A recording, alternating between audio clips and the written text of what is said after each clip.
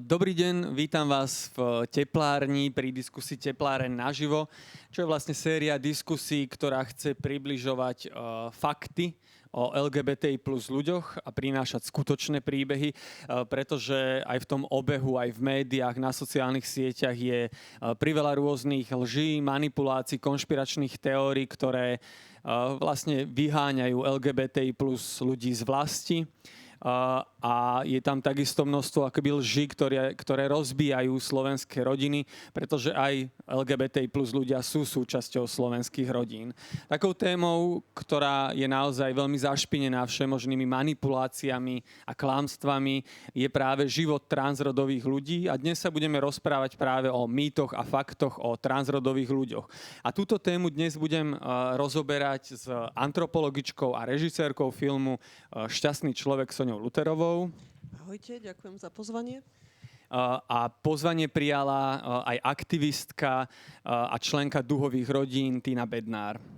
Ahojte, ďakujem za pozvanie. A v priebehu diskusie sa spojíme aj s Marvinom Horvátom, ktorý je transrodovým mužom a práve o ňom nakrútila Soňa dokument Šťastný človek. Tina, začal by som otázkou na teba. Teraz je veľmi tak akoby aktuálna téma to, že holandská Miss, ktorá v našich končinách akoby vzbudila veľké halo, pretože to vyhrala vlastne transrodová žena.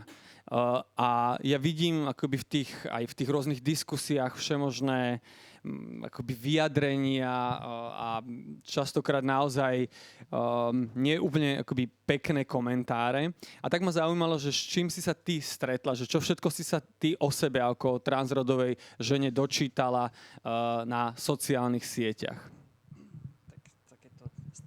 Typné, alebo ako to povedať, že proste biológiu neoklameš a si stále to, čo sa narodíš a vlastne zmeniť to nemôžeš. A všetci vlastne to stále nejako zvrhávajú na tú jednu a tú istú tému, že to je vlastne o tých chromozomoch. A vôbec neberú nejako do úvahy aj tvoju identitu, vlastne, že to je viacej ako len chromozomy. A chromozomy ťa nedefinujú úplne, tak ako máš predispozíciu na nejaké určité choroby, ale ich nikdy v živote nemusíš dostať. Tak asi takto vlastne to vyzerá vlastne s tými chromozómmi. Takže môžeš mať rôzne necitlivosti na hormóny alebo jednoducho sa cítiť inak. A tak tam vedme všetci toto odkazujú na týchto diskusiách a vôbec neberú ani do úvahy nejaké iné fakty, aj poznatky novej aj vedy, akože, ktorá vlastne uznáva, že existujú viacej pohlaví. A ďalšia vec, alebo teda rodov, hej, ako sa máme takto baviť presne terminologicky. A hlavne sa zneužíva jedna štúdia, ktorá si triedila rody asi do 72 kategórií, ktoré potom nešťastne prebral Facebook. A to sa vlastne omiela stále dookola, že vlastne tu chceme mať 70 plus rodov a čo to má byť a neviem čo. Vravím, že je to troška tiež taký mýtus, pretože vlastne aj samotní autori tejto štúdie tiež potom povedali, že oni sa skôr išlo o to spektrum poukázať, ako o to, že naozaj tam robiť nejaké škatulky, že o to im vôbec nešlo v tomto.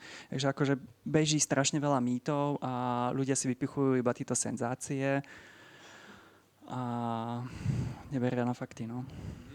A tiež to asi je skôr 72-3 rodov a nie pohlaví, čo už je vlastne základný rozdiel. A myslím, že ani s tými chromozómami to nie je také jednoznačné, že je to iba XX, XY, ale sú aj v tomto smere variácie.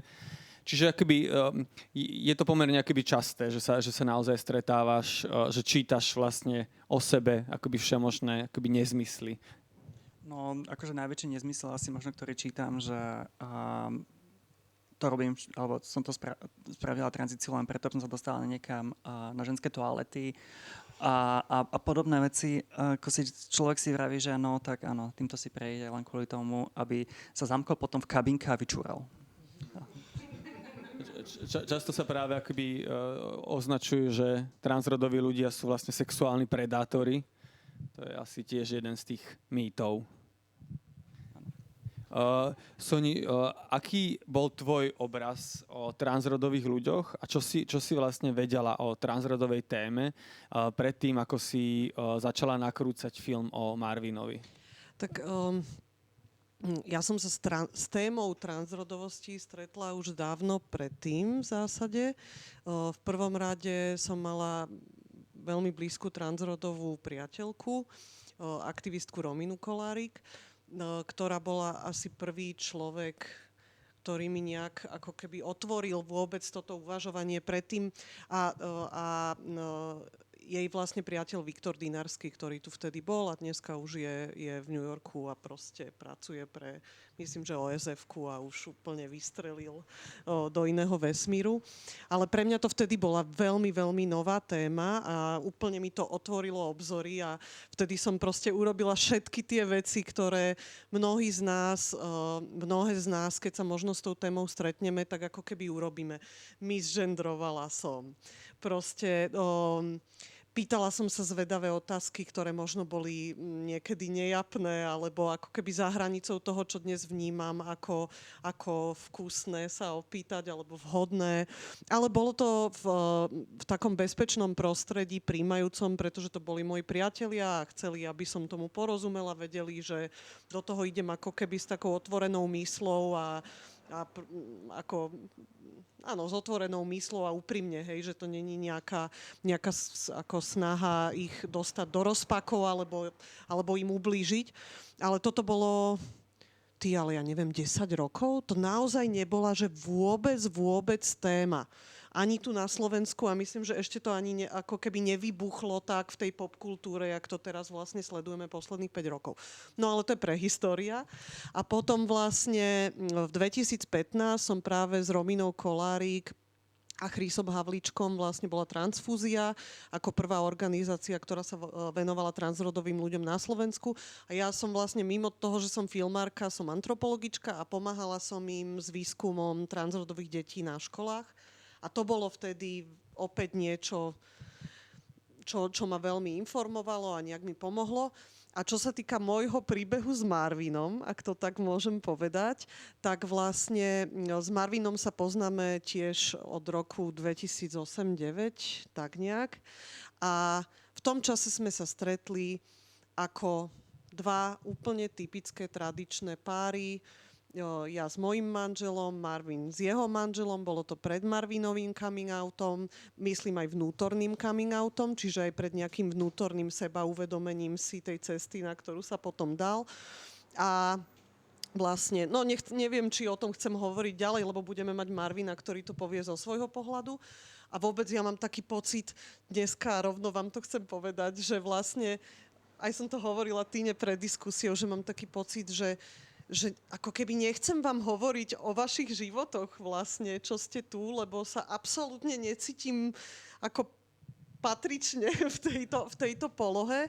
Čiže som tu naozaj ako niekto, kto je s vami, stojí pri vás, chce vás počúvať, koho to zaujíma a možno, že vám viem ponúknuť ako keby trošku iný pohľad na to, čo žijete vy. Jak to ja vnímam, samozrejme. Ale dá sa povedať, že ten tvoj postoj k transrodovým ľuďom práve utvárala osobná skúsenosť s nimi. Jednoznačne osobná skúsenosť a hlavne ako keby s Rominou my sme sa roky predtým poznali a ja som sledovala vlastne jej coming out. Zhodou okolností sa v mojom živote vyskytlo veľmi v blízkosti mojej veľa transrodových ľudí. Ako absolútnou zhodou okolností v mojom pracovnom živote, v mojom súkromnom živote, cez Rominu, cez Marvina a vlastne cez Adama Wiesnera v mojej práci, to je jedno, proste veľa ľudí a každý ten príbeh bol iný trošku, každý ten človek s inými vecami sa potýkal, s inými problémami a ako keby s iným naladením do toho išiel. A veľmi ma to posunulo ako keby ľudsky aj v tom, že ako ja sama seba vnímam, ako vnímam moje manželstvo s mojím mužom, hoci sme oba cisrodoví, sme absolútna, proste sme ako keby spĺňame ten sen toho ideálu, ako keby A bola možno aj tá osobná skúsenosť s tou akoby motiváciou, prečo si sa rozhodla, že chceš vlastne príbeh transrodového človeka rozprávať aj ako filmárka? Jednoznačne áno a plus to bola taká potreba, a teraz vôbec nechcem znieť opäť ako keby zo seba robiť niečo, ale proste ja s mojím manželom demonštrujeme s vami na tých námestiach už od, ja neviem, strašne dlho. 17 rokov alebo 20 a takých je nás veľa, čo s vami demonštrujú, o ktorých možno ani neviete, ktorí to s vami proste žijú. A ja som mala strašne intenzívnu potrebu aj kvôli týmto mojim priateľom v mojom živote vlastne nejakým spôsobom ako keby pomôcť viac, urobiť viac. Mám pocit, že každý z nás môže a práve preto, že ja vlastne som v tej ako keby bezpečnej pozícii, nespravodlivo v našej spoločnosti, tak mám pocit, že si to môžem dovoliť a preto mi príde hrozne také absurdné, keď sa ma niekto pýta, že či sa cítim nejaká ohrozená, no tak áno, jasné, že mi to napadne, že prídu hejty, už prišli hejty a asi možno aj prídu ďalšie, to je jedno, ale proste musíme urobiť viac všetci. Ako si spomenula, presne to, že je vás viac, ktorí akoby sa snažíte akoby zlepšiť aj ten obraz o LGBT plus ľuďoch a špeciálne teda o transrodových ľuďoch. Napriek tomu ten akoby obraz na Slovensku je veľmi slabý, zlý. Čím si to ty vysvetľuješ? Čo sú podľa teba dôvody toho, že tá informovanosť a tie fakty o transrodových ľuďoch na Slovensku neprevládajú? Tak nevzdeláva sa o tom. Ako je to relatívne mladá téma, alebo teda nová téma, ako doteraz sa to až tak veľmi nerozoberalo. Slovensko si tiež musí prejsť tak ako v zahraničí kvázi určitou takou nejakou ako revolúciou, kde sa jednoducho o týchto témach bude rozprávať a častejšie rozoberať aj na verejnosti, ale teda hlavne bez nejakých dogiem. Pretože mám pocit, že to je strašne ideologizované a podfarbené a vôbec sa nerozprávame o faktoch, ale často naozaj iba o názoroch a toto vlastne nemá byť tak, ako ľudské práva nie sú názor, to je proste fakt a mali by byť všetky. Takže ja si myslím, že hlavne by sa malo začať znova, teda niekde v školách s výučbou, naozaj neprifarbenou a ako so staršou generáciou je to veľmi ťažké. Akože mám doma tiež veľa diskusí kvôli tomuto s rodinou, ktorých sa nedá presvedčiť doslova. Akože tam môžem vysvetľovať, koľko chcem, oni majú svoj názor a tam sa s nimi nedá pohnúť nejakým spôsobom. Minimálne, čo sa dá s týmito ľuďmi robiť, je ich citlivovať natoľko, že keď poznajú ten osobný príbeh toho človeka, tak alebo aj poznajú osobne toho človeka, tak minimálne to akceptujú, tolerujú. Aj keď je to už teda, alebo aspoň tolerujú, alebo rešpektujú toho človeka. Hej, že nie je to síce také úplne, že príjmajúce, nie, ale už aspoň sa troška takto odfarbuje, povedzme to takto. Čiže aj možno nejaká tá chýbajúca osobná skúsenosť zohráva rolu v tom, že to Slovensko nie je na tom úplne najlepšie v tejto téme. Soni, ty si rozprávala o tom, že teda poznáš osobne veľa transrodových ľudí a že si sa tou témou možno ako viacej zaoberala. Prinieslo to aj tebe samej nejaké otázky o vlastnej identite? Priviedlo ťa to možno k skúmaniu toho, že čo to pre teba znamená, že ako veľmi si ženou, mužom, čo to vlastne je byť ženou, byť mužom? Vieš čo, toto súvisí, určite áno, ale toto súvisí zároveň aj s mojim vzdelaním, že tým, že som antropologička, tak nám je ako keby súčasťou antropologického poznania je ako keby neustále spýtovanie si toho, čo je prírodzenosť a prírodzené, čo je v doméne prírody a čo je v doméne kultúry. A vlastne nejaké ako keby spýtovanie sa v tomto zmysle. A to súvisí s rodmi veľmi silno, ale súvisí to aj práve s oddelením toho, čo je rodová identita, čiže ako sa vnímam, čo je pohlavie, čiže niečo, čo nazveme nejaká ako keby biologická podstata a čo je sexualita. A ľudia majú často tendenciu ako keby si tieto veci úplne miešať dokopy.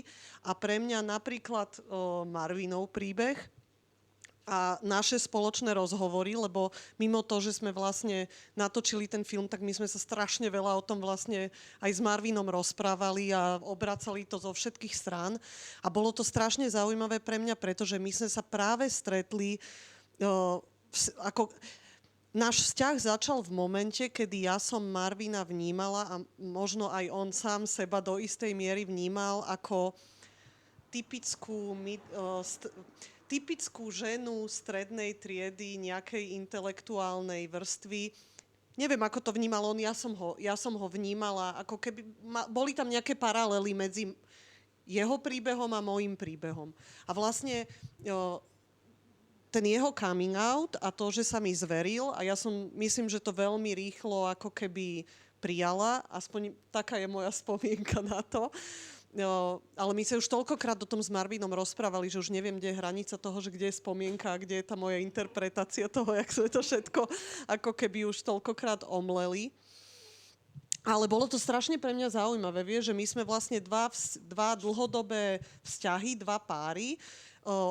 Aj Marvin, aj ja máme deti, máme za sebou tú skúsenosť pôrodu a tej roli rodiča, v mojom prípade matky, nechcem to tu relativizovať, nazvime to akokoľvek, ale vlastne to bolo pre mňa strašne zaujímavé, že vlastne toto porovnávanie si a vlastne tieto otázky sme sa snažili a ja vás veľmi pozývam, aby ste si ten film pozreli a budem veľmi rada, ak sa vám bude páčiť, na jeseň pôjde do kin. Tak vlastne toto sú tie otázky, ktoré tam ako keby si kladieme, ale nie takým nejakým spôsobom, že chceme edukovať divákov, ale skôr ako keby im pootvárať tie otázky, čiže nedávať im jasnú odpoveď, že čo je to rodina, na čom je moja rodina postavená, o čom je moje materstvo, čo to znamená byť matkou, rodičom, partnerkou, partnerom. Vlastne to sú všetko otázky, ktoré som si ja kládla a tým pádom som mala možnosť ich dať do toho filmu. Čiže tak, ako je to vlastne môj pohľad na Marvinov príbeh, tak je to vlastne hrozne veľa aj o tom, že aký bol môj nejaký proces spracovávania toho Marvinovho príbehu tranzície. Super, teraz by sme sa spojili s Marvinom. Marvin, pozdravujem do Švédska, počujeme sa. Áno, slyšíme sa, dobrý večer. Dobrý večer. Ja by som sa hneď na úvod spýtal, že aké to bolo pustiť si takto Soniu do súkromia? Ako filmárku, samozrejme. A teraz povedz, že zle a vypnem ťa.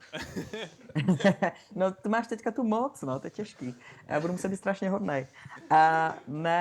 Ono to bylo postupný totiž. Takže já jsem si na to zvykl. Jako celé to natáčení trvalo 4 roky. 4. A na začátku jsme dělali prostě online rozhovory akorát na Skype a vlastně teprve po nějaké době přijeli poprvé natáčet a tak nějak se to postupně jako vyrobila celá sněhová koule toho velkého projektu. A v tom okamžiku, když už prostě jsem měl celý štáb nastěhovaný v baráku, tak už jsem na tu realitu byl trošku zvyklý. Takže bolo to takto postupne po menších krokoch. Tak nejak. Kedy možno, zrejme aj ty si tú vlastnú identitu objavoval po menších krokoch, že čo bol taký akoby moment, keď si veľmi jasne uvedomil, že si trans? No to je, jak to říkáš, jo? Že já myslím, že určitě i cis-gay muži se tady s touhletou otázkou často setkávají, jako kdy ti to došlo?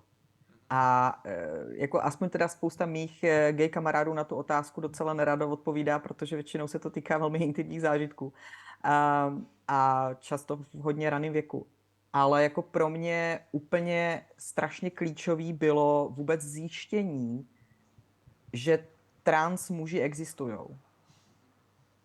Protože já jsem se s tím v podstatě v České republice, když jsem vyrůstal jako teenager, ani vlastně na univerzitě pořádně nesetkal. Jako ten obraz, který já jsem měl o trans lidech, tak to byly ty mrtvoly v detektivních seriálech, prostě nějaký drag shows, prostě semo tamo a jako v podstatě vůbec jsem neměl informaci o tom, že existují transmuži, že existují gay, straight, bi, pan transmuži, že existují nebinární lidi a tak dál. A vlastně teprve, když jsem jako pochopil, co to je, tak jsem byl schopný pojmenovat, jak se sám cítím. Čiže v podstate dá sa povedať, že ti chýbali akoby slova alebo akoby výrazy na to, aby si možno vedel pochopiť vlastnú identitu. Hodně ty chybějící slova určitě, ale myslím si, že aj jako jakási já si myslím, že každý z nás má v sobě prostě určitý představy sám o sobě, který má víc nebo méně realizovaný. Jo? Že určitě každý z nás děláme věci, které děláme ze zvyku, děláme věci, které prostě jsme se sami sebe přesvědčili, že to je lepší. Některé pocity v sobě potlačujeme, některé naopak se snažíme vyzdvihnout. Jo? Prostě každý z nás má jakousi část osobnosti, že tohle jsem já, a potom je taková jako část osobnosti, že tohle chci být, tohle aspiruju, o tohle se snažím. Jo? A já si myslím, že spousta LGBT lidí má určitě podobný zážitek s tím, jakože se v určitých obdobích života tak trošku snažili něčím být. A v určitým období života se tak trošku snažili zjistit, že co vlastně je pod těma slupkama cibule, který na ně ta společnost nabalila. Takže jednak si myslím, že ano, najít ty slova určitě, ale i prohrabat se v tom, že co vlastně já opravdu chci, jak já se skutečně cítím a co je jenom jakýsi naplňování očekávání ostatních. Keď už si mal v tom jasno a prišiel taký ten moment, že si to niekomu prvýkrát nahlas vyslovil, že si trans. Spomínaš si na tento moment a aké to bolo? To bylo taky postupně, protože já jsem si začal jako hrát s tou myšlenkou, jakože že nejsem úplně cis a že možná jsem trochu trans a možná jsem nebinár, já nevím, a tak jako jsem to začal rozebírat a samozřejmě svěřil jsem se s tím jako mým nejbližším přátelům, bavil jsem se s tím velmi brzo s manželem vlastně, takže já si v podstatě ani nevybavuju nějaký jako první prostě coming out, jo. Myslím si, že jeden klíčový coming out, co jsem udělal, co byl takový, jako že jsem to vyzkoušel poprvé, byl s bývalým kolegou z práce, který byl takový pokusný králík, protože to byl celkem jako hodnej člověk a celkem v pohodě, ale prostě byl to člověk, který byl cis, straight chlap, jakože s celkem jakože takovýma nepříliš progresivníma názorama. A současně jsme spolu neměli až tak blízký vztah, že kdyby zareagoval opravdu mizerně, tak bych z toho byl nešťastný. Takže jsem si to jako na něm vyzkoušel, že testovací coming out. A to tenkrát dopadlo hrozně fajn, šli jsme spolu na pivo, bylo to úplně v pohodě. Ty si spomínaš na svoj coming out? Že myslím si, že ty si už vlastne vtedy bola vydatá v tom čase. No, ja som začala už veľmi ďaleko. Kým som sa vlastne odvážila o sebe teda aj niečo povedať, alebo sa vlastne zhodí tie vrstvy cibule, ako to nazýva. Hlavne to bolo dlho také vlastne vnútorný boj, pretože ja som to vedela dosť už skoro, že niečo nesedí a že sa cítim inakšie, že by som chcela byť nejako inak, ale to celé moje prostredie ma nejako tlačilo do toho jedného smeru a malo na mňa nejaké očakávania. Ja som to pravdu povediac tak dvakrát skúšala, už aj predtým, potom nakoniec balila celú krabicu, hodila ju do smetiaka doslova, akože naozaj. Odišla som do Írska, tam som to nejako 4 roky sa snažila žiť úplne niečo, hej, a kvázi zatlkať to v sebe.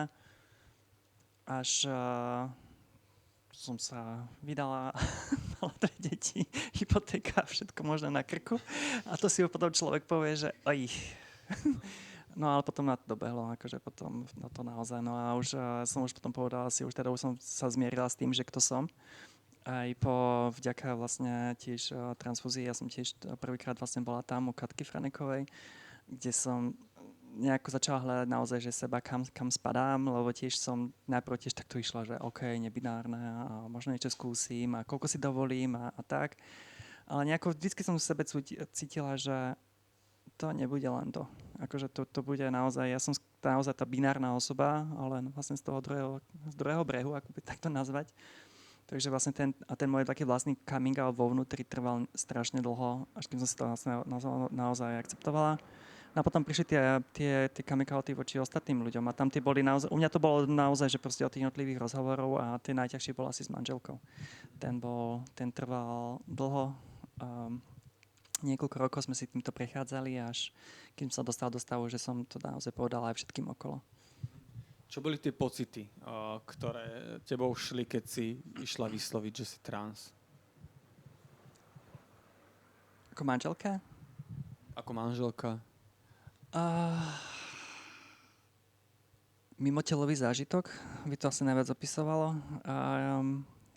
Som sa odhodla, začala som rozprávať a potom som už len videla takto z vrchu niečo. Hej, tam nejaké telo, ktoré niečo rozpráva. Moja hlava bola už úplne že vypnutá a po nejakých pár minútach nastalo ticho a potrebovali sme to spracovať. A to bolo taký fakt, že také veľké emočné vypätie a nastali slzy a fakt, že to bol taký fakt, že obrovský, veľmi silný zážitok. Mal som už iba jeden takýto zážitok, keď mala dcéra rakovinu, keď mi to oznámili, tak to bol tiež takýto milotelový zážitok, ale ako fakt, že to nebol to príjemný. Soňa, že keďže takto keby zblízka poznáš príbehy transrodových ľudí, v čom je podľa teba odlišná životná skúsenosť cis a transrodových ľudí?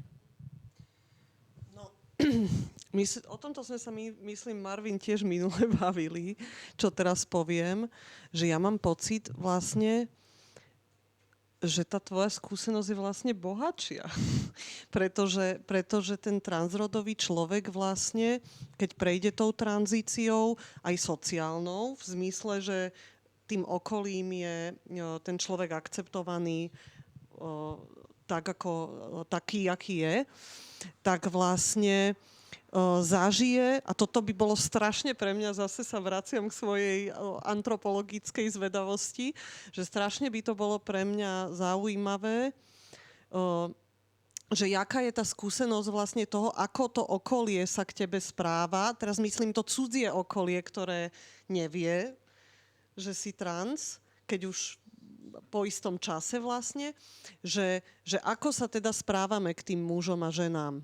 V tých takých úplne bežných ako keby situáciách typu, ja neviem, v obchode, pri šoférovaní. Že to by ma strašne zaujímalo, ako ja sa nejakým spôsobom pohybujem a správam v tom prostredí s tým vedomím, že som žena a že som vnímaná ako žena. A ako by to teda bolo, keby som mala tú mužskú skúsenosť. Čiže teraz neviem vôbec, či som ti odpovedala na otázku, lebo som si úplne ulietla. Áno. že v čom máš pocit, že akoby, že je rozdielna tá životná skúsenosť? No tak v tomto, že vlastne zažili... To som ti odpovedala. Čo hovoríš? Môžeš vyskúšať. Môžem si. Mohla by som. Ktoré ponúkajú virtuálnu realitu, kde si presne vlastne skúšajú tie jednotlivé týmy, tú druhú rolu. Tam ťa postavia do roli čiernej malej ženy alebo muža. A teraz si to vyskúšaj. Len potom ešte, vieš, tam není ako keby to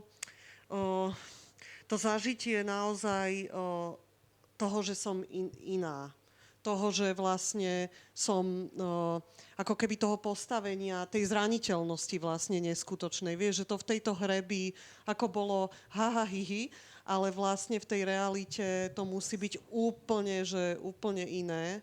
Čiže toto je ako keby, vieš, že ja mám vlastne ako keby my, čo žijeme v súlade s tými očakávaniami a tými predstavami tej spoločnosti, tak vlastne si ani neuvedomujeme, že v akej privilegovanej pozícii vlastne sme.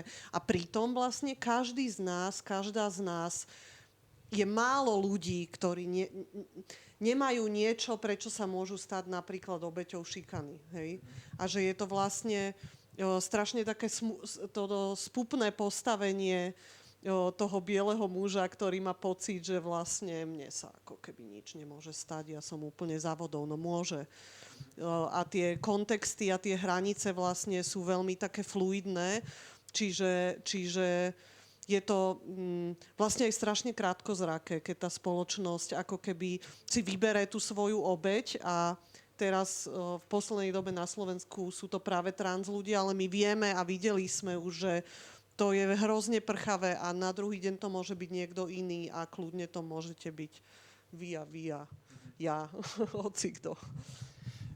Marvin, teraz tu zaznelo práve tá referencia na tú spoločnosť. Ty žiješ vo Švédsku, ale pochádzaš z Česka. V čom podľa teba sú rozdiely v možno prístupe k štátu, k transrodovým ľuďom alebo v možnosti akoby prejsť tranzíciou v rámci Švédska a Česka?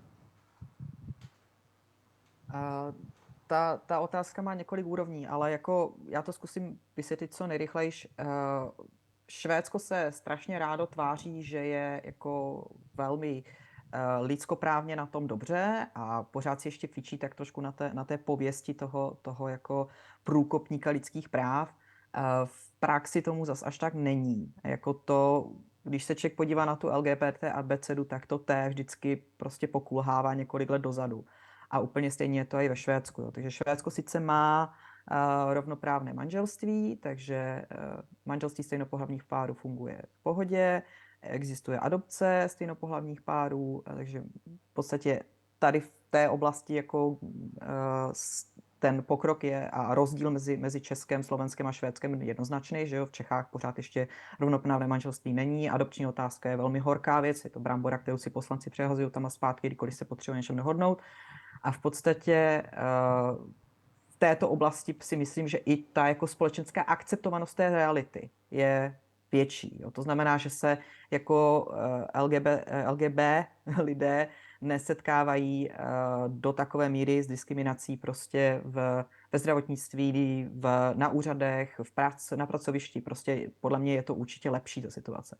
Ale co se týče trans lidí, tak tam si myslím, že je taková ještě poslední barikáda toho boje o ty LGBT práva, kdy v podstatě Švédsko teprve nedávno zrušilo povinnou kastraci, takže to je jako je otázka možná 10 let. Musel bych si to vyhledat, nechci lhát, ale jako není to až tak čerstvá záležitost a sice začalo vyplácet kompenzace těm lidem, kteří byli jakože museli tímto zákrokem projít, ale pořád ještě jak kdyby v tom zdravotnictví prostě a v tom procesu tranzice existují ty samé překážky, které prostě byly součástí toho procesu, když byl vymyšlený v 70. letech. Takže není to úplně jednoduchý. Aké majú tieto prekážky vplyv na nejakú akoby osobnú pohodu transrodových ľudí? Já jsem to občas popisoval trošku extrémními slovy, že prostě v momentě, kdy se člověk oficiálně vyautuje, tak se stává v pohledu státu nesvéprávným. V podstatě v momentě, kdy stoupíš do toho procesu tranzice, tak vlastně vkládáš těm institucím a těm gatekeeperům moc do rukou nad tím, kdo jsi. V podstatě nejsi to ty, kdo rozhoduje, kdo jsi, je to tvůj psychiatr, tvůj psycholog, tvůj kurátor, nějaký úředník někde prostě sedící, dívající se na tvoje výpisy prostě z medicínských žurnálů a jako v podstatě až do té doby, dokud ti opravdu jako nezmění ten rod v tom pase a to rodné číslo, vlastně seš jak kdyby ne úplně 100% svéprávný. Tina, ty žiješ v Rakúsku. Bola práve tvoja identita možno aj dôvodom, prečo si nezostala žiť na Slovensku? Krátka odpoveď bola áno, ale má to veľa dôvodov vlastne prečo som v Heimburgu. Ja mám aj rakúske občianstvo a hlavný dôvod bol ten, že na Slovensku tiež bola povinná kastrácia ako teda povinnosť pre tranzíciu. Druhá vec by bola tá, že by ma boli rozviedli. V Rakúsku sú troška iné rodinné zákony ako na Slovensku. Napríklad spomeniem len, keby chcem nechať očkovať dieťa ako jeden z rodičov a nie sme vzatí, tak vlastne matka má iba to rozhodovacie právo a iba s jej splnomocnením smie. Stalo sa mi to, naozaj dieťa išlo v prvom roku na povinné očkovanie a odmietli ma, hoci som biologický rodič. Takže preto som tiež povedal, že proste pre mňa tá ďalej cesta nevedie.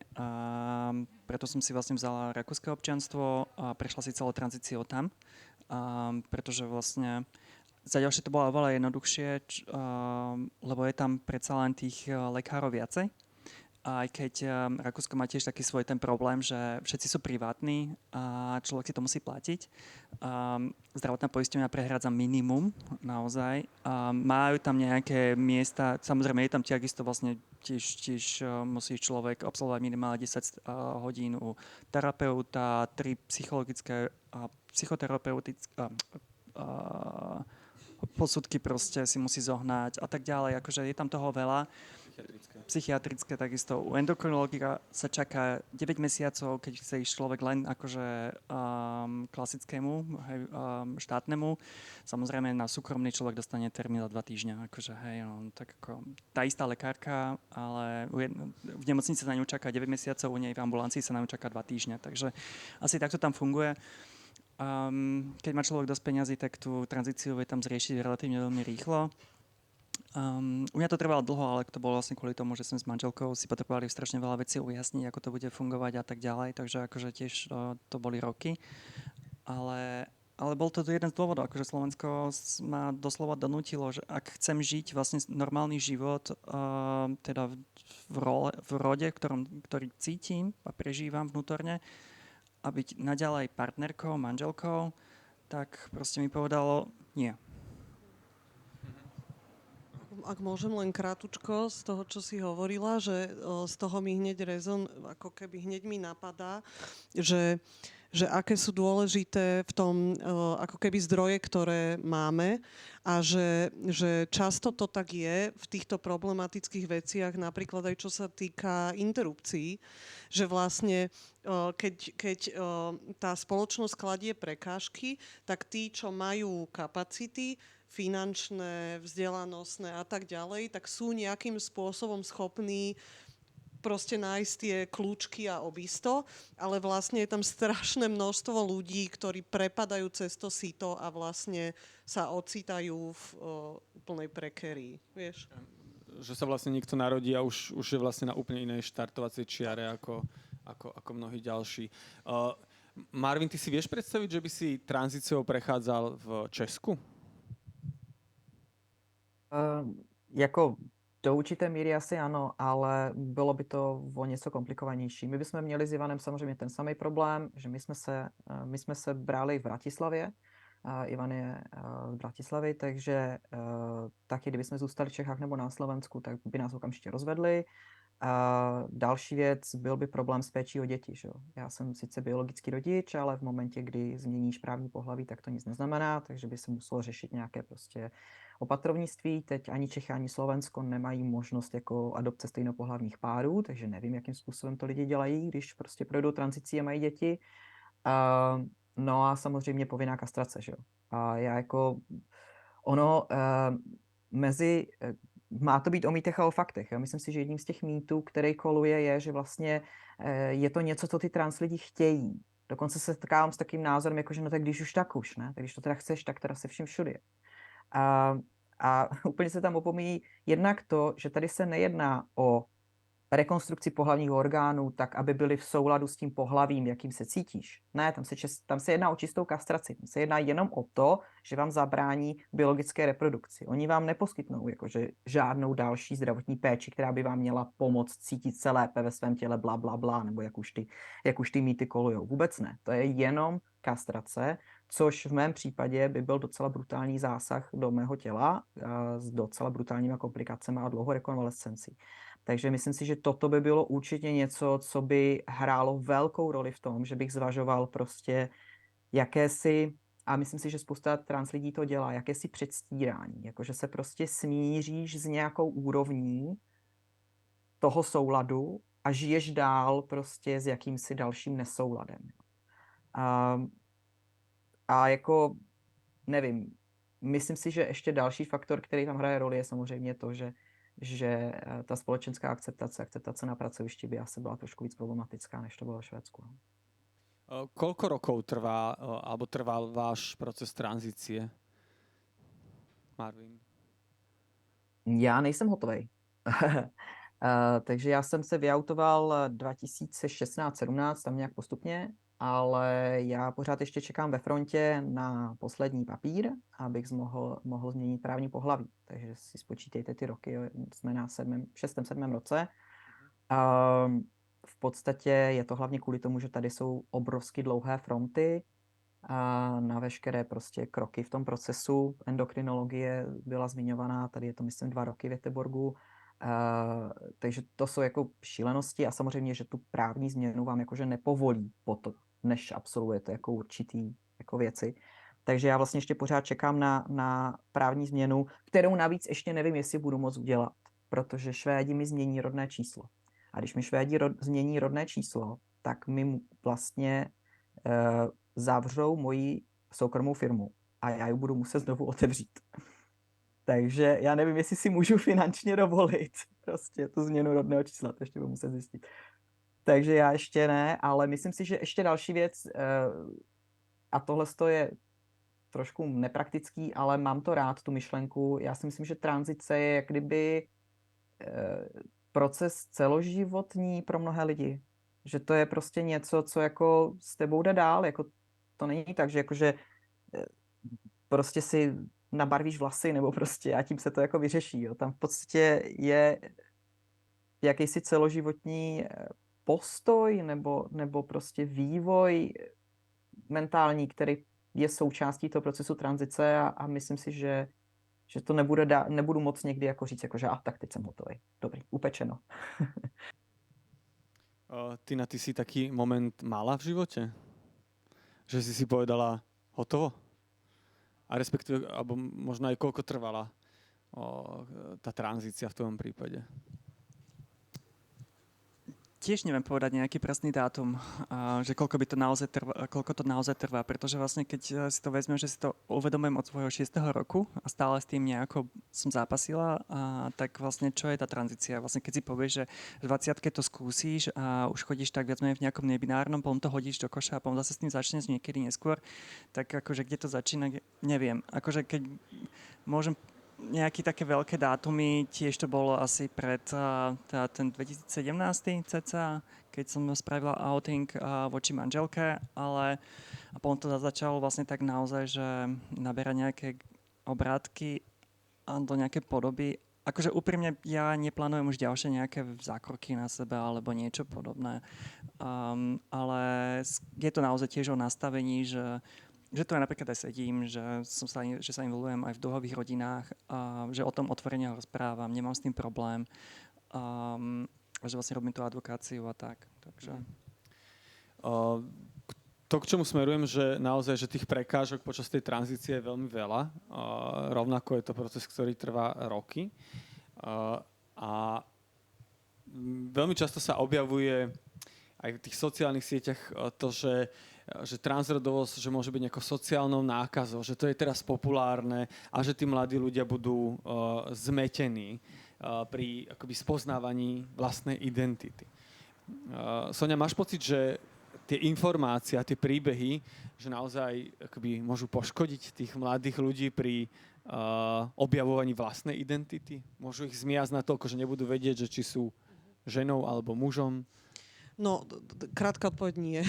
ale ja by som možno, vlastne mne to úplne nadväzuje aj na to, čo ste hovorili pred chvíľou a rozmýšľala som aj na to otázkou, čo si mi dal, že čo to mne dalo.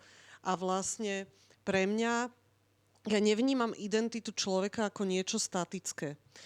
A to sa týka aj mňa ako cisrodovej ženy.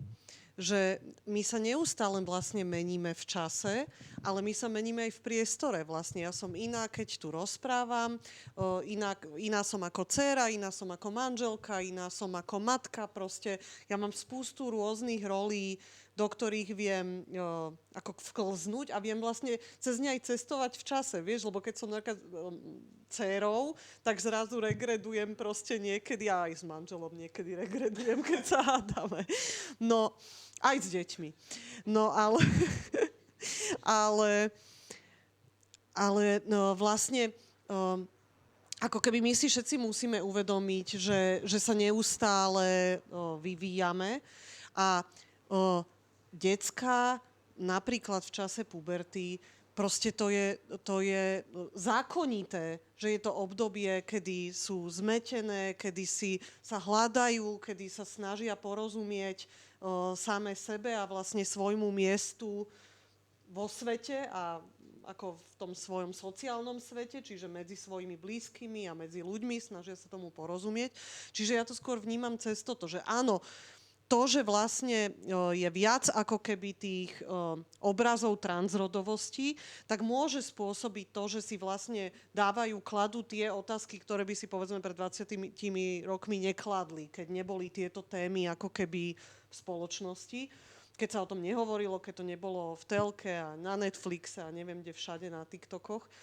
Ale vlastne je to len o tom, ako keby dať im ten priestor a bezpečné prostredie na to, aby mali možnosť si klásť tie otázky a potom naozaj dojdu do bodu, kedy nikto to neurobí z nejakej ako keby proste, ja neviem, kratochvíle, hej, že to je ako keby úplne základný mýtus, ktorý tam je a Marvin ho aj Tina vlastne jednoznačne pomenovali. A zase nemusí to byť na škodu, keď si napríklad dievčatko, ktoré je stále do tej ružovej obliekané a je mu tvrdené, že iba princezničkou, občas sa spýta, či nie je aj trošku princom, tak možno mu to akoby dodá nejaké uvažovanie o tej vlastnej identite. Presne tak, a čo to znamená byť princezničkou, vieš? A čo, ako keby, ako naplním tú nádobu vlastne obsahom, ktorou som, vieš, alebo... A vlastne tým, že bude tých ako keby reálnych, skutočných príbehov čím viac, a to sme sa snažili aj s Marvinom, a to bola tá základná motivácia vlastne, ktorá nás oboch, myslím si, k tomu ako keby primela, že sme do toho filmu išli. Pre Marvina to bolo veľmi osobné a niekedy možno nepríjemné a nekomfortné a vlastne sa odhalil a išiel z tej svojej škrupiny a dal sa v šanc. A pre mňa zase ako keby ten proces je proste neskutočný natočiť celovečerný film a proste je to hrozne náročné. Čiže sme to urobili preto, aby sme opäť jeden príbeh ako keby reálny dali von. A my nechceme tým povedať, že toto je jediný príbeh. Áno, takto vyzerá transrodový. Marvin je prototransrodový človek. A takto vyzerá... Áno, prototrans. Inak to je super. Tak ťa budem volať. No ale že vlastne tých príbehov je veľa a čím ich bude viac, tak o to lepšie, vieš. Mňa zaujalo to, čo si rozprával o tom procese, že tá identita je proces. Nie je to práve tento moment, čo mnohých ľudí tak akoby veľmi dráždi, lebo bolo im povedané, že tvoja identita je niečo vytesané do kameňa a na večné veky iba takto. A zrazu už len prítomnosť transrodových ľudí asi im narúša túto schému a zrazu musia zisťovať, že možno viac ako kameň sú vodou. Že sa... To je inak krásne. Vieš čo, ja si myslím, že ich to nie že len dráždi, ja si myslím, že ich to zneisťuje. A často vlastne tí, ktorí sú najmilitantnejší, sú tí, ktorí majú najmenej vyriešené svoje, to je môj pohľad na to, majú najmenej vyriešené otázky vlastnej identity a vlastnej sexuality. A preto vlastne ďalší mýtus sexualizujú transrodových ľudí, a tak ďalej. Vieš, tam je spústa toho vlastne stereotypného batožiny, ktorá sa na to potom vlastne viaže. Marvin, ty keď si išiel do tranzície, nebal si sa toho, že čo keď sa mýliš? Že si možno, že môžeš jedného dňa v tom procese zistiť, že si sa plietol? Já jsem měl strašně krásný rozhovor s mým terapeutem na tohleto téma. A přesně tady tu otázku jako jsem kladl já jemu, jakože co když se mýlím? Řekni mi, že se nemýlím. Ty mě znáš, ty to víš. Ale v podstatě podle mě odpověď na to je no a co? Jako sorry, ale jako jednak, co je komu do toho? Jakože to je můj problém. Jo. Druhák, jeden transchlapík kdysi dávno na internetu mi řekl, víš co, jakože když už ses dostal tak daleko, že už jakože pochybuješ o tom, jestli opravdu jako seš trans, tak já tě ujišťuji, že drtivá většina lidí si nemyslí, že jsou trans a pochybujou o tom. Jakože drtivá většina jako cis lidí se opravdu takhle daleko v tom myšlenkovém procesu nedostane. A další věc, jak jsme se bavili, my jsme tady zmiňovali hodně jako slovo identita. A já se přiznám, že já s tím slovem mám trošku problém. Ne kvůli tomu, že by to bylo nějakým způsobem fakticky špatně, ale kvůli tomu, že je to slovo, který se strašně zneužívá. Znáte ty fóry, identifikuje se jako banán, takže je žlutej a tak dále, a tak dále. Ono totiž existuje identita, jako, která je opravdu získaná socializací. To bychom se se Soničkou mohli tady na tohle téma bavit do haleluja. Jo. A tam je strašná spousta faktorů, které jsou získané socializací. Ano, ale existují prostě danosti, které jsou vrozený. A narodíš se gay, to už víme dneska. To už jsme akceptovali, je to vědecký konsenzus, prostě je to něco, co je prostě hlouběji než ta socializační vrstva. A úplně stejně je to s tím trans, jo. Takže prostě je to něco, s čím se narodíš a potom to není identita získaná, to je identita zjištěná. A kdo to nemá, tuhle danost, tak ji neadoptuje z toho okolí. Prostě ty děti se nenaučí. Stejně jako gay lidi se koukáním na straight romantické komedie nenaučí být straight, tak straight člověk se koukáním na gay romkom nenaučí být gay. A úplně je to stejně je to s tou tranzicí. Jo. Takže a toto pro mě bylo hrozně zajímavé jako v mém vlastním procesu vlastně tranzice zjišťovat, že OK, co je danost, prostě moje vlastní osobnostní danost, co je získaný, co jsem se naučil, co jsem o sobě zjistil, co si o sobě myslím a co je opravdu pravda.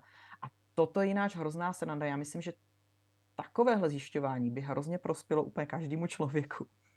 Akorát ty trans lidi jsou k tomu tak nějak nedobrovolně donucený. Ale myslím si, že potom zpětně, když se na to dívám, si myslím, že by to určitě prospělo dalskomu, nejenom trans lidem.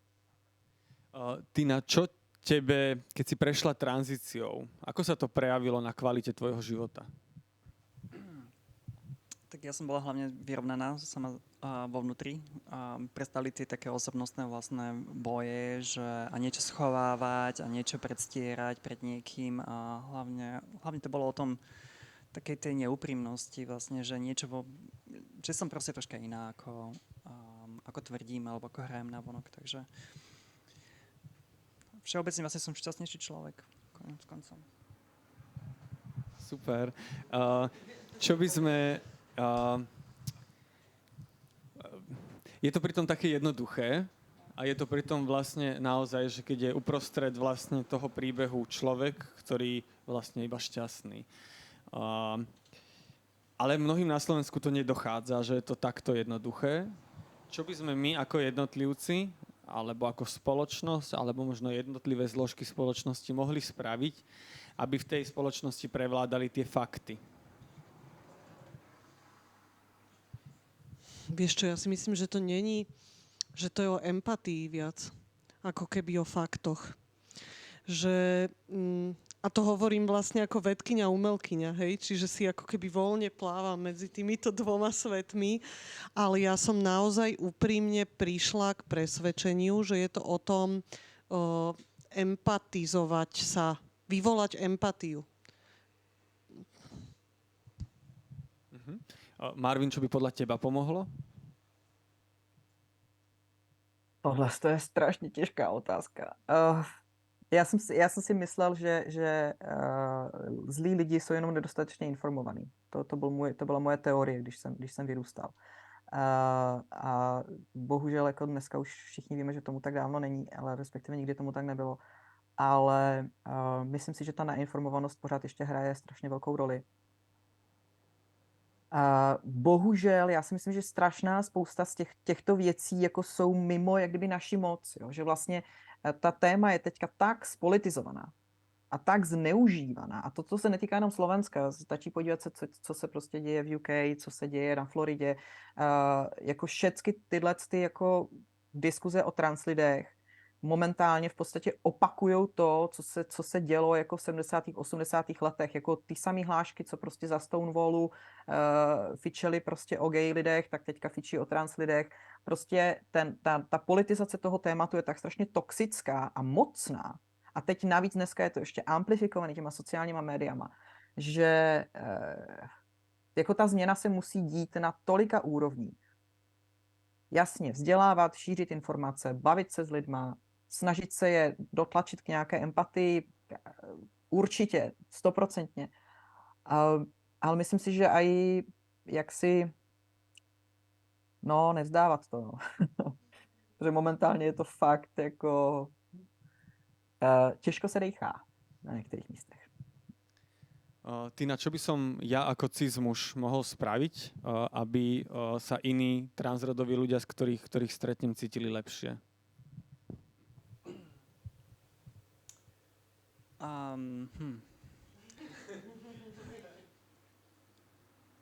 Ako úprimne pomáha nehodnotiť, si myslím, pretože neviem, či je až tak veľmi čo. Vlastne treba toho človeka akceptovať tak, aký je.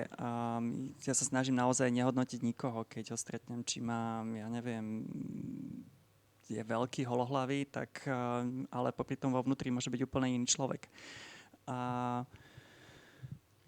Myslím si, že takisto transrodových ľudí by nemali takto vlastne na základe len toho zožňarsku aj hodnotiť, pretože veľa z nás nemá správny passing napríklad, alebo nespadá niekomu do nejakého rámčeka, ale pritom treba sa hlavne pozrieť dovnútra toho človeka. A je to ťažké. Ako tam potom vlastne treba tú empatiu, treba spoznávať toho človeka bližšie.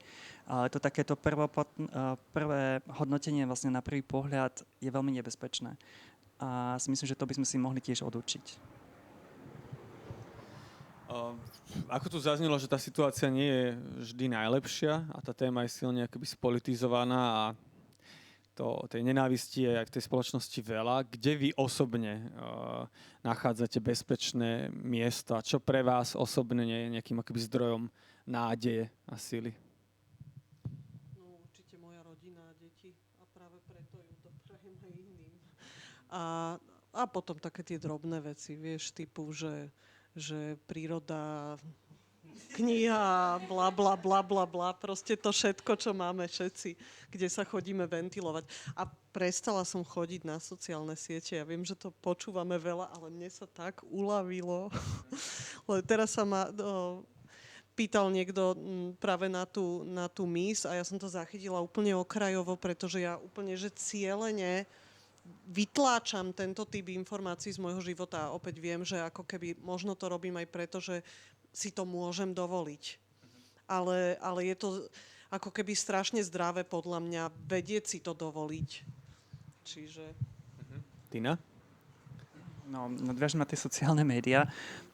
Keďže sa troška angažujem aj v politike, tak ja tam práve že takéto miesta aj vyhľadávam, aby som vlastne spoznala práve ten druhý názor a nechávam sa tak konfrontovať. Ale potom je potrebné treba tak zhlboka predýchávať a tam pomáha napríklad aj rodina vlastne vypnúť ten notebook a ísť proste do bazéna zaplávať si alebo proste troška sa vyventilovať niekde. Mne pomáha moja záhrada, akože strašne rada a mám veľký skleník, v ňom si pestujem paradajky, papriky, hnevám sa na chrobáku, že mi ich žerú. To viacej pomáha. A sliziaky, no tie zbieram po večeru. Marvin, čo teba robí šťastným človekom? Ježiš. Ne. Ježiš. Já mám. Určitě. Druhý diel natočíme? Ne. Já už jsem měl připravený speech, hele, oddělení církve od státu, všechny ty aktuální témata, ne, někdy jindy, jestli chcete, tak vám to můžu povyprávět. Ale ne, já mám taky zahradu, mám terasu. Ivan na terase postavil kaluž, takže se tam do té kaluže občas smočím. Chodím ven se psem, píšu knihy. Fikce je super. Fikce je výborný, to je bezpečné místo. Ale jako všechny minority mají bezpečné místo v těch jako v té komunitě. No. Takže a myslím si, že to tak určitě je na Slovensku, že to je jináč úplně úžasná věc, co dělá tepláren, že prostě vytváří prostor pro tu komunitu. To je úplně strašně důležitý. A jako v té akutní fázi té tranzice, kdy prostě člověk je co nejvíc nejistý a kdy vlastně má pocit toho velkého nebezpečí, jo, že vlastně fakt se reálně bojíš, co se mi stane, tak ta komunita je úplně život zachraňující. Takže Díky. My ďakujeme. V podstate moje otázky sú vyčerpané a teraz prišiel rád na tú komunitu, ktorá určite tu má pripravených veľa otázok, takže ak sa chcete spýtať otázku, teraz je ten čas. Áno. Ja by som sa chcela spýtať akoby na tú etiku tej filmovej produkcie. V smysle, že v ideálnom svete by proste o tých transnaratívoch rozprávali trans osoby, ale na to proste asi ešte nie sme úplne pripravení v tej spoločnosti, nie sú na to vytvorené podmienky. Tak som sa chcela spýtať, že či vlastne sa vám podarilo dať príležitosti možno nejakým mladým trans osobám v tej filmovej crew alebo v tom editovacom procese alebo vlastne v tom celom procese produkcie. No s hanbou musím povedať, že nie, ale vyplynulo to aj z toho, že ten tím bol strašne malý. A toto je ako téma, ktorú som ja strašne veľa riešila. Že či mám právo hovoriť tento príbeh, Marvinov príbeh. Veľa som sa s Marvinom o tom rozprávala a vlastne to, na čo som ako keby prišla, alebo ako si to ja uchopujem, je to, že vlastne ako keby mojou snahou bolo nejakým spôsobom sprostredkovať moju perspektívu tej osoby, aká som, na ten Marvinov príbeh. A vlastne, samozrejme, že budem strašne rada, pyšná a ako keby veľmi to bude pre mňa dôležité, aby ste sa vy všetci, ktorí nejakým spôsobom sa s tým, ako sa v tom vidíte a je to aj váš príbeh, aby ste sa v tom videli. Ale ako mojou snahou je práve preto, že som tým, kým som, sprostredkovať ten príbeh aj ako keby tej sivej väčšine, ľuďom, ktorí vlastne počuli možno alebo teda určite počuli, lebo kto sa dneska tej téme na Slovensku vyhne. Ale kto ako keby majú nejakú predstavu o tom, čo to je tranzícia, kto to je transrodový človek, ale vlastne možno, že majú nejaké predsudky, ale nie sú ako keby ani na jednej strane, čiže nemyslím si, že obrátim ako teraz nejakých ľudí, ktorí sú vyslovene hejteri, ale trebárs ani nie kopať do otvorených dverí, hoci to bude skvelé, ale nejakým spôsobom otvoriť obzory možno tým, ktorí by inak ako keby vôbec sa ako nemali tú možnosť, alebo nechceli sa jej chopiť, hej. Čiže keby ten film točil transrodový človek, alebo keby ho točil Marvin o sebe sám, bol by to úplne iný príbeh. To ako vôbec o tom nepochybujem. Ale budem strašne zvedavá, že ako ho budete vnímať, keď si ten film pozriete cez túto perspektívu, že vlastne robil to človek, ako som ja. A že aké veci vlastne mňa zaujímali na tom. Ale ešte kratulinko veľmi, že snažila som sa vlastne eliminovať odtiaľ všetky, ako keby neuchopiť to tak, že edukatívne, nemotať sa moc v tých medicínskych otázkach, nemotať sa moc v tých právnych otázkach, ako keby to sú už príbehy, ktoré sme vlastne svojím spôsobom počuli a že pre mňa je to oveľa viac o tom, že aké sú tie vzťahy, ako vyzerá ten Marvinov mikrosvet rodinný, ako tá rodina funguje. A to sú otázky, ktoré sú relevantné pre nás všetkých. To nie sú otázky, ktoré sú ako keby exkluzívne len pre Marvinovú rodinu alebo pre rodinu transrodového muža. Čiže nechcem tým povedať, že som nejaká colorblind, lebo to je samozrejme blbosť, ale takýmto spôsobom som to uchopila. Bolo to veľmi vedomý proces, kde som to furt neustále ako keby vracala na tanier všetky tieto pochybnosti a otázky. Dopadlo to strašne krásne. Joj, ďakujem, teším sa. Ty na to už videla. Máte, áno, ďalšia otázka? Ja by som sa v prvom rade chcela poďakovať za túto diskusiu, lebo ja som na tom rovnako ako pani Sonička. Ja teda nepatrím priamo do tejto komunity, ale mám najbližších ľudí a kamarátov okolo seba z tejto komunity, takže veľmi si mi žijem a veľmi sa stotožňujem aj s tým, čo hovoríte. A ja sa často stretávam naozaj s tým, že ľudia chcú odo mňa odpovede proste, že prečo jednoducho to, prečo si to tak zastávam. A stalo sa mi, že teda ja len tak v rýchlosti, ja som bola vychovávaná v katolíckej viere. A potom istého času som od toho odišla, pretože som začala mať otázky, ktoré podľa mňa sa vylučovali s tým, čo jednoducho mi bolo učené a kázané. A stalo sa mi, že jedného dňa som zdieľala, keď bol Deň boja proti transfóbii, homofóbii a podobne, tak som zdieľala to na Instagrame a jeden kamarát, ktorý ma pozná od decka a on bol aj v seminári ako kňaz, potom teda išiel, nakoniec zistil, že to nie je pre neho, tak má rodinu a on vlastne mi sa ma na to spýtal, že ako ďaleko som ušla od Boha, sa ma spýtal. Že prečo tam je tak veľa tých názvov, však prečo transfóbia, toto však nech sa to nazve jedným slovom a chcel po mne tie odpovede. A ja hovorím, že ja som neprestala veriť v Boha, že asi veríme v iného Boha, pretože môj Boh miluje transrodových ľudí, miluje proste homosexuálov a je tolerantný a neodsudzuje. A on, že ale tak prečo tam je toho tak veľa? A ja som tak tápala, pretože naozaj som mu nevedela na to odpovedať a bolo pre mňa ťažké pochopiť niekoho, kto nie je tak open-minded ako ja napríklad. A možno by som sa chcela spýtať na to vás, že ako by ste mu odpovedali na niečo takéto? Ježiš, to je strašne ťažká otázka. Prvom rade ďakujem za tú pani, cítim sa tak dôstojne.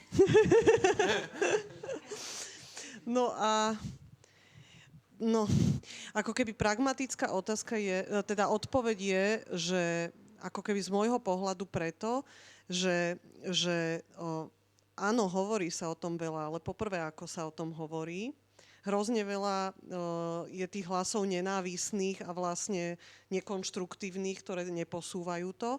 Druhá vec je ako keby, že či po všetkých tých slovách, a tom by som povedala, že kriku, či prišla nejaká zmena na legislatívnej úrovni, lebo neprišla. Vlastne do istej miery teraz máme istý pozitívny bod tú výhlášku, čiže fajn, zatiaľ stále ako keby je platná a asi sa to ani nestihne, výborne. ale to je málo. Vlastne, že kam sme sa posunuli. Čiže ako to, že Ako si my môžeme mysleť ako spoločnosť, že tých rečí bolo dosť, keď vlastne nedošlo k žiadnej náprave situácie, ktorá je z môjho pohľadu absolútne nespravodlivá a necitlivá a zraňujúca a proste škodlivá. Ale škodlivá voči celej spoločnosti.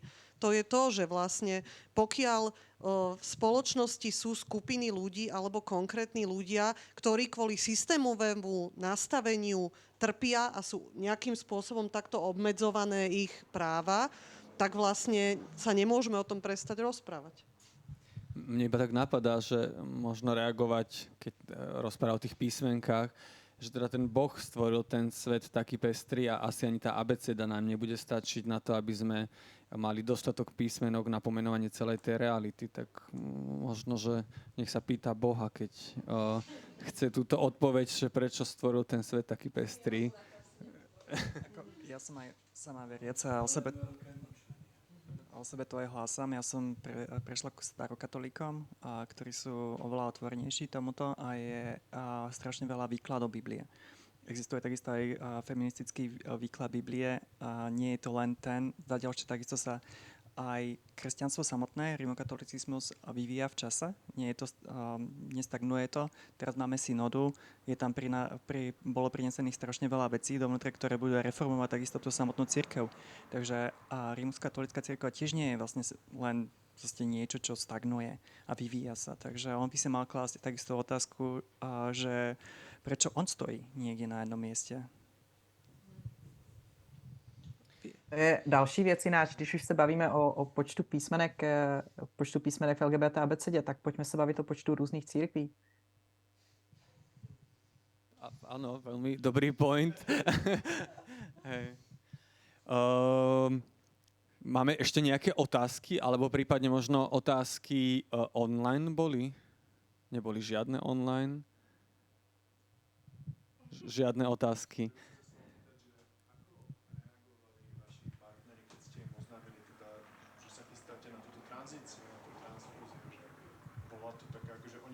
Očakávali, že zoznámili si sa s tým, že vedeli, že ste akoby trochu iní, alebo ste to museli tiež pred tým partnerom ten coming out spraviť práve vtedy? Ja iba to poviem, aby aj diváci, ktorí nás sledujú online, počuli otázku, že ako reagovali partneri a partnerky na vašu tranzíciu, že či ste im to museli nejako že vysvetliť? Nespojluj film. Vlastne áno, to vlastne Marvin nemôže odpovedať. Marvin, tak... Ja som k tomu dala aj 2-3 články, vlastne jeden na Smečku, jeden takisto podcast pre Miu Žurikovú na túto tému. Áno, musela som ju takisto vzdelávať vlastne v tejto téme. Ako pre ňu to bolo tiež úplne niečo nové, nevedela vlastne do čoho ide, ako sa na nás budú dívať susedia, ako sa budú dívať kamaráti, jej rodina a tak ďalej. Akože to bolo fakt, že ona si musela prejsť rovnakým coming outom ako ja a spracovať celú túto tému, preto trvalo strašne aj tak dlho a nechával som jej ten priestor. My sme mali hlavne vnútorne, teda vlastne medzi nami dohodu, alebo teda dohodu. Bol to môj cieľ, nestratiť ju na ceste. To bolo, ako, keď sa človek s tým potýka 20 rokov, tak chce potom možno rýchlo. Hej, a tlačí na pílu a tak, ale vlastne zabúda na to, že vlastne to okolie nie je na to pripravené. Ono to dozvie v tom momente, vlastne keď sa mu zdôveríte, že vlastne aký ste a oni tiež nevedia nič o tom. Alebo teda pravdepodobne vedia o tom veľmi málo, vedia z toho niečo z médií, čo sa vlastne niekde, pravdepodobne veľa z bulvárov a tak ďalej. Takže tí ľudia potrebujú veľa času na to, aby to spracovali, aby takisto sa s tým vyrovnali. Teraz si predstavte si, že ste zrazu v heteromanželstve a zrazu ste v lesbickom manželstve. Čo to všetko znamená? A ako sa na vás vlastne dívajú ľudia zvonka, že zrazu ste lesba ale vy sa tak proste, ale stále neidentifikujete ako lesba. Moja partnerka sa neidentifikuje ako lesba. Takže je to niečo, čo trvá pár rokov sa s tým to spracovať. Hej? Alebo teda sa naučiť s tým vlastne nejako fungovať a identifikovať vlastne s touto témou. Marvin, skús aj ty bez toho, aby si prezradil priveľa z filmu. Já můžu říct všechny ty věci, kterými Soňa z toho filmu vystřihla.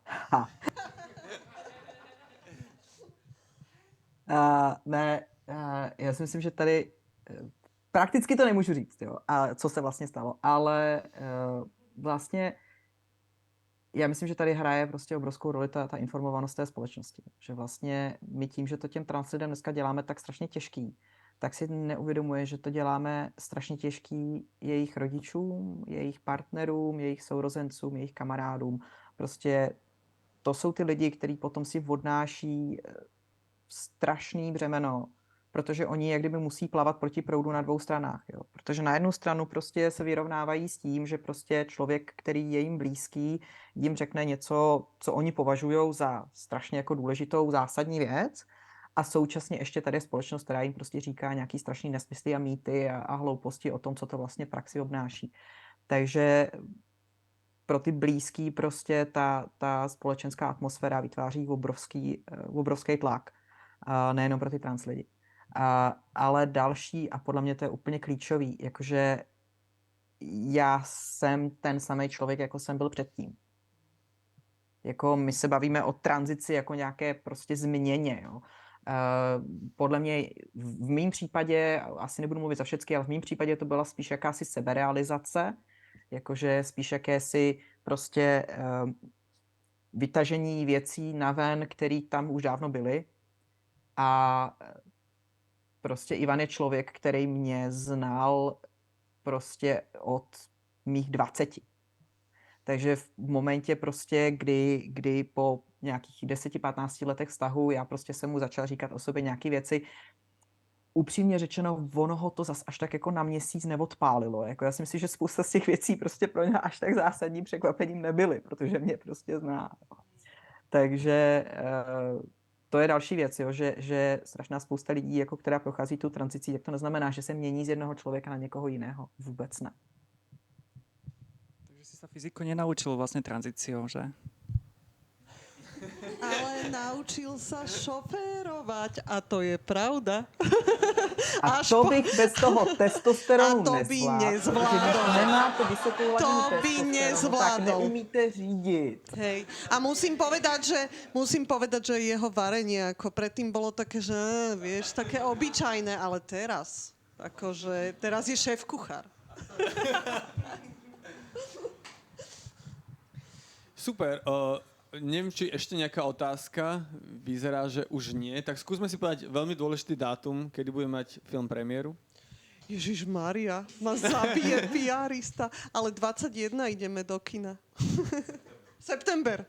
To je celko dôležité. Zatiaľ si môžete pozrieť trailer na YouTube a môžete lajkovať náš Facebook, čo nám veľmi pomôže, a môžete lajkovať náš Instagram a ďakujeme za každú podporu. Robíme to pre vás a pre nás a pre dobro sveta. Ja možno ešte doplním, že vznikla aj taká špeciálna kolekcia tričiek od Kristiny Tormovej, ktorých kúpou podporíte aj iniciatívu Inakosť v vzdelávacích aktivitách o transrodovej téme. Sú aj také veľmi pekné nálepky. Som šťastný človek, takže... nálepky, tetovačky, pardon. Tetovačky, ktoré aj tu nás sú k dispozícii. Čiže aj trička, aj tetovačky. A ja by som sa vám chcel veľmi, veľmi pekne poďakovať. Myslím si, že tá dnešná diskusia ukázala aj to, ako máme tendenciu nahliadať na tú tému, ale najmä, že čo sú tie fakty, že čo je tá realita, ktorou prechádzajú transrodoví ľudia na celom svete. Marvin, obrovská vďaka. Pozdravujem do Švédska a budem sa teda tešiť na premiéru filmu. Děkuji moc a já se těším, že přijedu.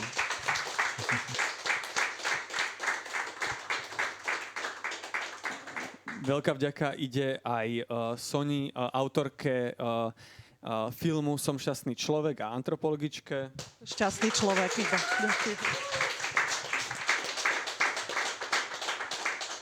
A ďakujem aj Tine Bednár z Duhových rodín a transrodovej aktivistke.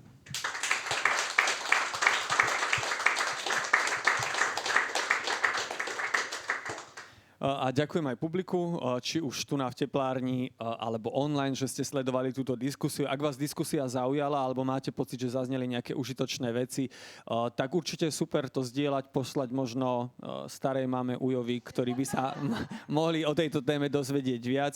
A veríme, že sme prispeli k tomu, aby prevládali práve tie fakty a tie skutočné príbehy. Ďakujem ešte raz a verím, že sa vidíme pri ďalšej diskusii v teplárni.